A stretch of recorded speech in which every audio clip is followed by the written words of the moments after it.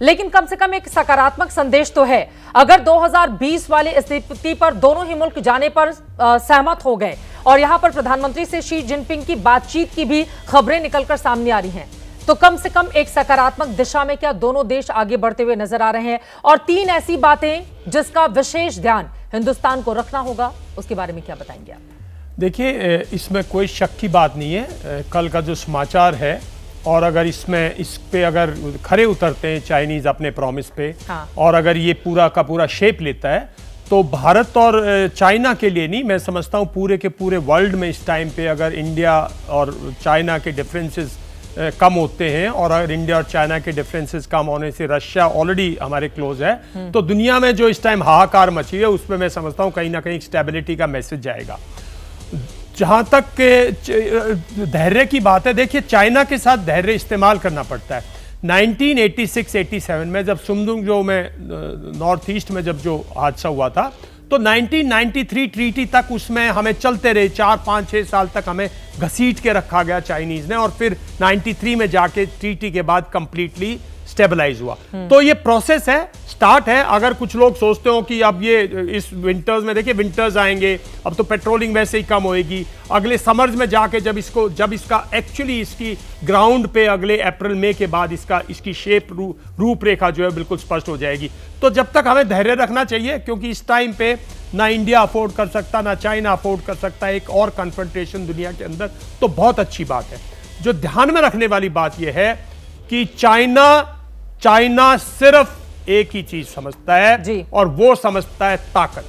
भारत को ताकतवर बनता रहना पड़ेगा, अपनी डिफेंस फोर्सेस को स्ट्रांग रखना पड़ेगा, बिल्कुल, बिकॉज चाइनीज नहीं समझते कोई भी। दूसरा, चाइना बहुत लंबी सोचता है, और चाइना की जो वॉरफेयर है, जो intelligence, cyber, all these thing, इसको इंडिया को हमेशा ध्यान में रखना पड़ेगा। अपनी जो इंटेलिजेंस एजेंसीज हैं उनको पूरा सतर्क रहना पड़ेगा। और तीसरा, मेरा मानना यह है कि जो हमारा इकोनॉमिक, जो चाइना की मेन क्या है, हमारा जो वहां से ट्रेड है, उसका जो सरप्लस है चाइनीज के लिए, मैं समझता हूं उसे न्यूट्रलाइज करना चाहिए। और हमें मैन्युफैक्चरिंग पे, नॉट ओनली डिफेंस मैन्युफैक्चरिंग, जो हम आत्मनिर्भरता कह रहे हैं, बहुत सी ऐसी चीजें जिनमें हमें चाइना से निकल के आत्मनिर्भर होना पड़ेगा।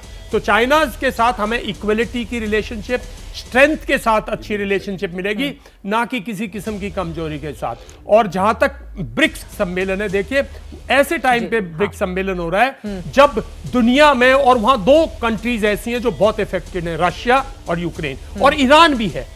तो इस टाइम पे ब्रिक्स सम्मेलन को लार्जर पर्सपेक्टिव से देखिए, और क्योंकि भारत एक स्टेबल कंट्री है, भारत की अपनी एक छवि है, मैं समझता हूं दुनिया में जो पीस की इनिशिएशन है वो बहुत जरूरी है ब्रिक्स से निकल के आने का। कजान से पीस का मैसेज जाना चाहिए, ना, और प्रॉस्पेरिटी का मैसेज, ना कि कन्फ्रंटेशन, और नाटो से कन्फ्रंटेशन, वेस्ट से कन्फ्रंटेशन, ये सब डायलॉग युद्ध को लेकर भारत अपने रुख पर कायम है। आज प्रधानमंत्री ने फिर वही बातें दोहराई, और युद्ध को लेकर जो हमारा स्टैंड है, बार बार हिंदुस्तान हर मोर्चे पर उसकी बात कहता हुआ दिखाई दे रहा है। वो एक तरफ व्लादिमीर पुतिन को समझाने की कोशिश कर रहा है, तो वहीं दूसरी तरफ हमने देखा है ज़ेलेंस्की के लिए। लेकिन एक बार फिर से मैं आती हूं चाइना के मुद्दे पर। दीपक बोहरा जी कुछ कहना चाह रहे हैं, फिर शंकर दयाल जी, मैं फौरन आपके पास आ रही हूं। आप सहमत नहीं थे इनकी बातों पर कि दूर तलक नहीं सोचता है चाइना? और चाइना बिल्कुल दूर तलक नहीं सोचता, वो बेवकूफ लोग हैं, वो कल के आगे देखते नहीं हैं।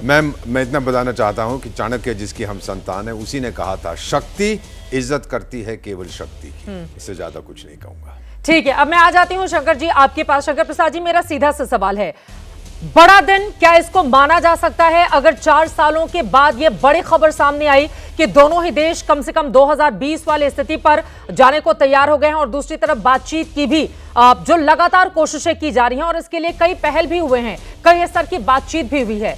यहां से किस तरह का संदेश आगे बढ़ता हुआ आपको दिखाई दे रहा है?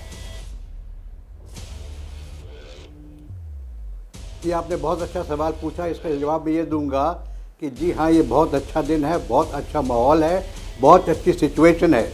ये ब्रिक्स की सिचुएशन में हो रहा है, this is a very great advantage. BRICS के जो मुद्दे हैं, जो उनके इश्यूज़ हैं, उस पर अभी आपने बातचीत कर ली अपने पैनलिस्ट के साथ, उनको दोहराना नहीं चाहता। एक बात समझना बहुत ज़रूरी है आज चित्रा जी, वो ये है कि चाइना अब समझता है कि भारत की सेना एक कमज़ोर सेना नहीं है। भारत की सेना ने जिस प्रकार से गलवान में दिखाया, जिस प्रकार से कैलाश रेंज पर कब्जा करके दिखाया, उससे चाइना को यह समझ में आ गई है कि युद्ध के जरिए वो भारत को हरा नहीं सकता। अगर वो 50,000 ट्रुप्स वहाँ रख सकता है तो भारत भी ये कैपेबिलिटी रखता है कि 50,000 ट्रुप्स वहाँ पर तैनात रहें। अगर वो टैंक रेजिमेंट्स ला सकता है तो भारत की टैंक रेजिमेंट्स वहाँ ले जा सकती है। जिस प्रकार से इंफ्रास्ट्रक्चर डेवलपमेंट हो रहा है उससे ये साफ जाहिर हो गया है चाइना को कि भारत वो भारत नहीं है जो 1962 का भारत था, ये वो भारत नहीं है जो 2020 में था। मैं तो कहूँगा आज की भारत की मिलिट्री कैपेबिलिटीज़ कहीं ज़्यादा बढ़ चुकी हैं और ये डेमोन्स्ट्रेट किया जा चुका है। तो इस वजह से पिछले 2-3 साल तक गलवान के बाद कोई ऐसी हरकत हुई नहीं है जिससे कि चाइना ये दिखाए कि कोई हमें, और आप साथ साथ देखिए कि किस तरीके से हमारी इंडियन एयरफोर्स में इसमें तब्दीली की है। और इसके साथ साथ अब ये भी देखिए कि इंटरनेशनल रिलेशंस में भारत की पोजीशन कहाँ पहुँच गई है। आज आपने क्वाड को देखा तो आप देख रही हैं कि किस तरीके से भारत डिप्लोमेटिकली स्ट्रॉन्ग हो रहा है। डिप्लोमेटिकली स्ट्रॉन्ग के साथ साथ मिलिटरली स्ट्रेंथ उसने दिखा दी और स्ट्रेंथ हो रही है। तो मैं समझता हूँ कि ये ब्रिक्स कॉन्फ्रेंस में अगर बायलैटरल साइड लाइन्स पे मीटिंग हो जाए शी जिनपिंग के साथ तो बहुत अच्छा होगा। और मैं समझता हूँ, और दीपक वोरा जी शायद इससे सहमत रहेंगे, कि इस प्रकार की मीटिंग की जब बातचीत होती है तो उसके पीछे बहुत कार्यक्रम हो चुके होते हैं। एक जब प्रधानमंत्री के लेवल के लीडर एक किसी मीटिंग में जाते तो ऐसे ही जाके वहाँ पे बातचीत शुरू नहीं होती है। इसकी प्रिलिमिनरीज बहुत होती हैं। इसकी डिप्लोमेटिक लेवल पे बहुत बातचीत हुई होगी कि किस प्रकार की मीटिंग होगी, किन मुद्दों पर बातचीत होगी। उसी प्रकार से मिलिट्री लेवल पे भी एडिक्वेट ब्रीफिंग हो चुकी होगी कि मिलिट्री की पोजीशन क्या है। तो मैं समझता हूँ कि there is lot of hard work gone in, more hard work gone in, जो कि अब आपको सामने दिखेगा अगर मीटिंग होती है। सारे वर्ल्ड इस चीज को उम्मीद रखती है कि क्योंकि भारत का कहना यह है कि this is not an era of war, तो शायद हो सकता है इस मीटिंग को हो। और ये मीटिंग मेरे ख्याल से तो होगी नहीं, तो इसकी एडवर्टीजमेंट इतनी होती नहीं। इसकी तैयारी डिप्लोमेटिकली, और मैं देख रहा हूँ वोरा साहब अपने इशारे से बता रहे कि वो सहमत है इस बात से। It is not just off the cuff कि जी मीटिंग हो गई, ऐसा नहीं होता है। मीटिंग के लिए बहुत तैयारी हुई है, डिप्लोमेटिक तैयारी हुई है, मिलिट्री तैयारी हुई है, और उनका क्या नतीजा निकलेगा उस पर भी बातचीत हो चुकी है। क्या चाइना वाकई जाएगा? तो इसमें आप देखिए एक लफ्ज़ निकला था बीच में, इंडिया का चाइना से बातचीत होगी ट्रेड पे। India is the largest trading partner of China. China को इससे बहुत परेशानी है कि इंडिया के लिए ट्रेड बंद हो गई है। तो ट्रेड की आगे बात प्राइम मिनिस्टर ने ऑलरेडी कह दी है, एनर्जी सिक्योरिटी कह दी है, सोवरेन इंटेग्रिटी कह दी है। तो this is not an era of war कह दिया। तो यानी कि लड़ाई तो नहीं हो सकती। लड़ाई के तो कोई मुझे लग नहीं रहा हो, क्योंकि चाइना समझता है कि अगर उसने लड़ाई की पहल की तो उसको ऐसा मुंह तोड़ जवाब मिलेगा जिस तरह से गलवान में 20 हमारे मारे, 40, 50, 60 उसके मरे। तो उसके बाद उसने सोच समझ आ गई है कि भारत सेना कमज़ोर नहीं है, neither in equipment nor in logistics nor in mental thinking. हमारे इंडियन आर्म फोर्सेज की थिंकिंग बदल गई है। We are now an offensive thinking army, we are now an offensive thinking arm forces. अब एयरक्राफ्ट को देखिए, राफेल एयरक्राफ्ट जो है हमारा, वो पूरी तरह से सक्षम है इस समय माउंटेन्स में जाने के लिए। So there is no element of defence preparedness which is lacking. तो डिफेंस प्रिपरेशन को देखते हुए डिप्लोमेटिक एग्रेसिव, आपको याद होगा डोकलम में क्या हुआ था। डोकलम में diplomacy was the main thing, resolve the situation, मगर उसके पीछे था कौन? Military power. So military power and defence, जैसे वोरा साहब मानेंगे, military and diplomacy are the two sides of the same coin. सो वो हो रहा है। इस ताकत को देख के मेरे को पूरी उम्मीद है, और उम्मीद मेरे ख्याल से पूरे देशवासियों को होनी चाहिए कि इस समिट से कुछ फायदा होगा। शायद कोई डिसएंगेजमेंट हो जाए, शायद कोई पेट्रोलिंग हो जाए, शायद कोई नॉर्मलसी आ जाए, लेकिन लॉन्ग टर्म में we have to finally resolve the border issue. वो अभी रिजॉल्व नहीं हो पा रही है। That's a very long term issue. तो उस पर बातचीत बंद नहीं होगी, लेकिन डिसएंगेजमेंट हो जाए।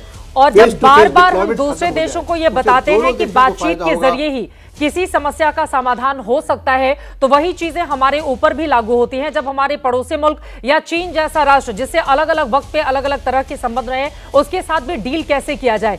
जैसे ही घड़ी का काटा दोपहर 2:30 पे आए, बबीता जी का दिल सास बहू साजिश के लिए मचल जाए।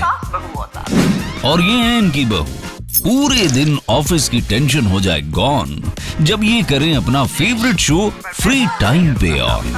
इनकी तरह आप भी देखें अपना फेवरेट शो अपने टाइम पर और डाउनलोड कीजिए एबीपी लाइव ऐप अपने स्मार्ट टीवी पर।